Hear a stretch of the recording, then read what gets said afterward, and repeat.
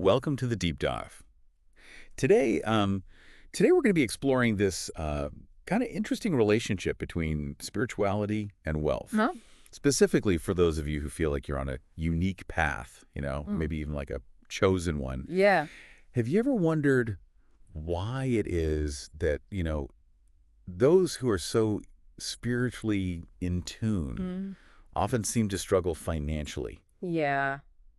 It's like this weird thing, right? There certainly is this perception Yeah. that those two things don't necessarily go hand in hand. Yeah, it's almost like they're viewed as two separate paths, right? Yeah. Like you can either be spiritual and, Right. not have a lot of money, Right. or you can be wealthy, Hmm. but, maybe not as focused on your spiritual side. Yeah, I find that a lot of people, Yeah. they struggle with this concept because they're holding on to this age-old image Yeah. of the humble spiritual leader. Right. Think of those iconic figures who renounce possessions and embrace simplicity.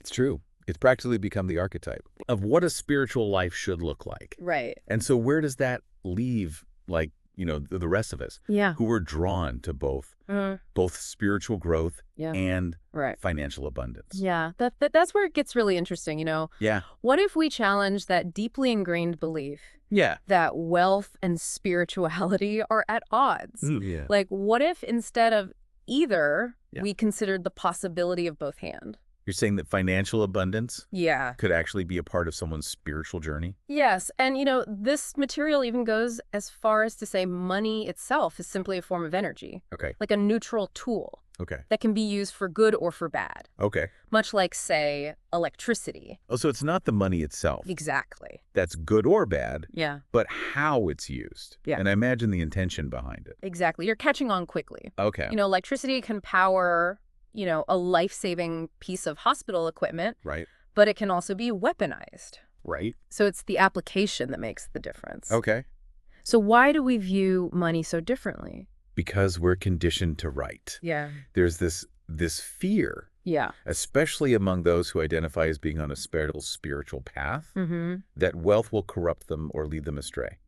And that's understandable. It's Yeah. a valid concern. Yeah. But what if we reframed that fear? Okay. This source has a powerful statement I think you'll find quite interesting. Okay. Money doesn't change who you are. Oh. It amplifies who you are. Ooh, that's a good one. Right. What does that even mean, though? Well, think of it this way. Okay. Imagine someone with a pure heart, deeply connected to their purpose, Okay. driven by a desire to serve others. Okay. Now, imagine that person with access to significant financial resources. Mm-hmm. What happens?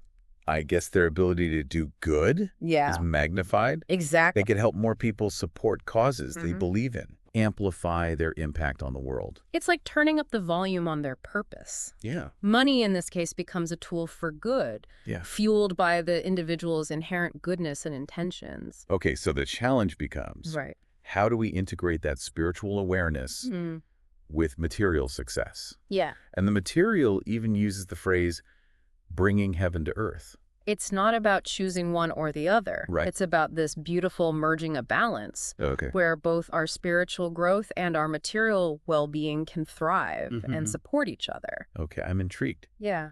But let's get down to the nitty-gritty. Okay.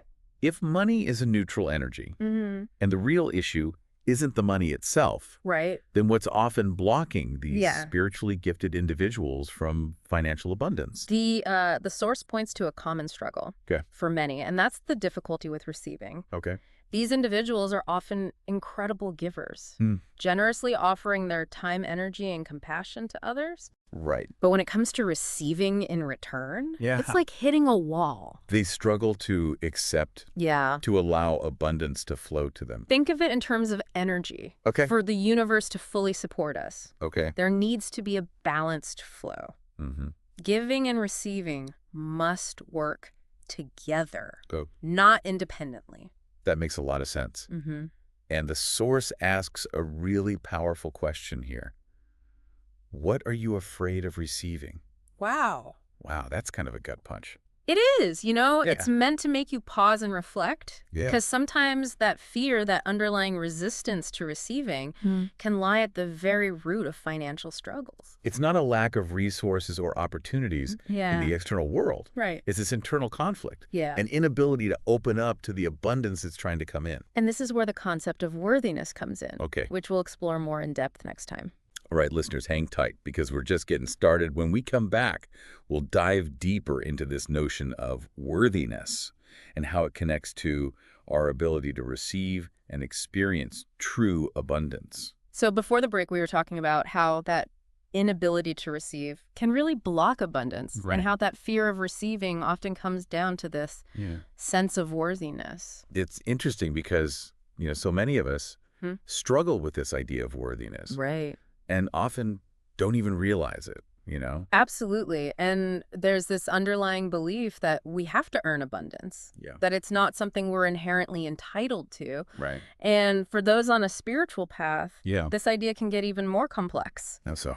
because there's often this subconscious association Okay. between struggle and spiritual growth. Okay. Like the more we suffer, the more worthy we become. Yeah, you see this all the time, right? Oh, yeah. It's almost like there's this unspoken belief that if you're truly spiritual, Right. you should be living this life of poverty and sacrifice. And this material directly challenges that notion. Okay. It asks, who does that belief really serve? Hmm. Does denying yourself abundance actually bring you closer to your spiritual goals? Right. Or does it just keep you playing small, dimming your light, and limiting your ability to make a real difference in the world? Yeah, it's like you're holding yourself back from reaching your full potential Exactly. and maybe even hindering your ability to fulfill your soul's purpose. Exactly. And what's fascinating is that the source presents a completely different perspective. Okay. Abundance is your birthright. Okay. It's not something you have to earn or prove yourself worthy of. Right. It's something that's inherently yours simply by existing. So it's like saying that you were born deserving of love, joy, and fulfillment. Yes. Abundance is simply another aspect of that inherent worthiness. Precisely. And when you shift your perspective from I have to earn it to I am worthy of receiving it, Okay. you open up to a whole new level of possibility. So much of this seems to come down to shifting our mindset, changing those deep-seated beliefs that no longer serve us. Right. But how do we actually do that? Like, how do we rewire those ingrained patterns of thinking? Well, the source points to a powerful concept. Okay. Lack is a mindset. Scarcity is a belief system. It's not about there not being enough resources in the world. Okay. It's about what we believe is possible for ourselves. So it's an internal barrier, not an external one. Often, yes. Okay. And those beliefs can be so deeply ingrained that we don't even realize they're running the show. It's like having a program running in the background of your computer that's slowing everything down. So how do we even begin to identify those limiting beliefs? Yeah. Those subconscious programs that are keeping us stuck in that cycle of lack? It starts with awareness. Okay. Pay attention to your thoughts, your self-talk. Okay. What are the things you automatically say to yourself about money? Mm-hmm. Do you catch yourself thinking, I'll never be able to afford that? Right. Or money is the root of all evil? Now that you mention it, Yeah. those types of thoughts do pop up for me all the time. Right. It's like they're on autopilot. Exactly. And those thoughts are incredibly powerful. Yeah. They shape your reality. Right. So the first step is simply noticing them, Okay. becoming aware of them without judgment. Just observe them as they arise. Okay, so we start by becoming aware of those negative thought patterns, but then what? Yeah. How do we actually change them? Right. Replace them with more empowering beliefs that support abundance? It's like rewiring a circuit. Okay. You consciously replace those old negative beliefs Yeah. with new positive ones. Okay, so instead of, I'll never be able to afford that, Yeah. maybe it becomes, I am open to receiving abundance in creative and unexpected ways. Yes. It might feel a little forced at first, Okay. but the more you repeat those new beliefs, the more they'll sink in and become your new default setting. It's like training your mind to think differently, to see the world through a lens of abundance rather than scarcity. And as you do that inner work, as you shift your beliefs, your outer reality will start to reflect those changes. Okay. You'll start to attract different opportunities, different people, different experiences. This all makes so much sense, Yeah. but there's a part of me that still feels a bit stuck. Okay. Even if I do the inner work, even if I shift my beliefs, Mm-hmm. there's still this nagging feeling of needing to control how that abundance comes to me. Ah, yes, the need to control. Yeah. A common obstacle on the path to abundance. We'll explore that when we return. Stay with us as we uncover the power of surrender and how letting go of control can actually open up the floodgates to true abundance. Mm.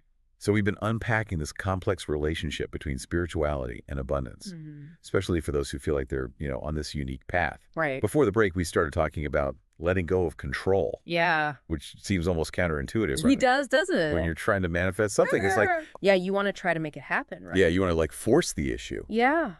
But this material suggests a very different approach. It does. It talks about surrender, trust, and faith. Mm-hmm. Those are some big concepts, They are. especially when you're talking about something as, tangible as finances. But think about it this way. Okay. When we try to, micromanage the universe, Yeah. when we try to dictate exactly how abundance should show up in our lives, Mm-hmm. we're actually limiting the possibilities. Right. It's like we're boxing ourselves in. We're putting ourselves in a box, yeah. Yeah. And that's where surrender comes in. Yeah. It's about releasing that need to control, Mm-hmm. to let go of the reins and trust that the universe has our back, Okay. even if we can't see the whole picture. It's like taking that leap of faith. Yeah, Knowing that the net will appear. right. That can be scary. It can be very scary. Especially when we're talking about something as important as finances. Right, absolutely. It requires a certain level of trust. A deep knowing that even when things feel uncertain, we're being guided and supported. So how do we cultivate that trust? Yeah. How do we move from that place of fear and control Right. to a place of surrender and faith? The source talks about the importance of connecting to your intuition, Okay. to that inner voice that speaks to you and whispers. Okay. It's about learning to discern between the voice of fear, Right. which often wants to keep you small and safe, Yeah. and the voice of your soul, which guides you toward your highest good. So it's about learning to trust ourselves. Yeah. To trust that inner wisdom that knows what's best for us, even if it doesn't always make logical sense. Exactly. And the more you practice listening to that inner voice, Yeah. the stronger it becomes. Okay. You start to build a relationship of trust with yourself. Right. And that trust extends outward to the universe. This material also talks about the importance of gratitude. Yeah. Is a powerful tool for attracting abundance. Gratitude is like a magnet. When we focus on what we're grateful for, Mm-hmm. we shift our energy from a place of lack to a place of abundance. Okay. We're acknowledging the good that's already present in our lives, Right. which opens us up to receiving even more. So it's not about ignoring the challenges or pretending like everything's perfect. Right. It's about choosing to focus on the positive, Yeah. on the blessings that we already have. It's about appreciating the journey, Okay. even the messy parts. Yeah. Because even the challenges, the setbacks, the detours, they're all opportunities for growth and expansion. Okay. They're all part of the grand tapestry of our lives. I love that analogy. It's Yeah. like saying that even the dark threads in a tapestry are necessary to create the overall beauty and complexity of the design. Exactly. And when we can embrace the whole journey Yeah. with all of its ups and downs, Yeah. we're more likely to stay in that flow of abundance. Okay. We're less likely to get derailed by fear or doubt. It's been such an insightful conversation. We've covered so much ground from the internal blocks that keep us from experiencing abundance Yeah. to the practical steps that we can take Right. to shift our mindset and align with the flow of prosperity. It's been a pleasure unpacking these ideas with you. Likewise. I hope our listeners are feeling inspired to dive deeper into Yeah. their own relationship with spirituality and abundance. Absolutely. Remember, abundance is your birthright. It is. It's not something you have to earn or chase. Yep. It's something that's already available to you, Yeah. just waiting for you to open yourself to receiving it. And that opening begins within. It starts with cultivating a mindset of worthiness, gratitude, and trust. Okay. It starts with surrendering to the flow of the universe and believing in the power of your own intuition. Thank you for joining us on this deep dive. It's been a pleasure. We encourage you to take these ideas and explore them further. Yes. See what resonates with you. What sparks your curiosity? What ignites your soul? And most importantly, take action. Yes. Even small steps taken consistently can lead to profound shifts in your life. Until next time, keep diving deep. Yes. And remember, abundance is yours for the taking.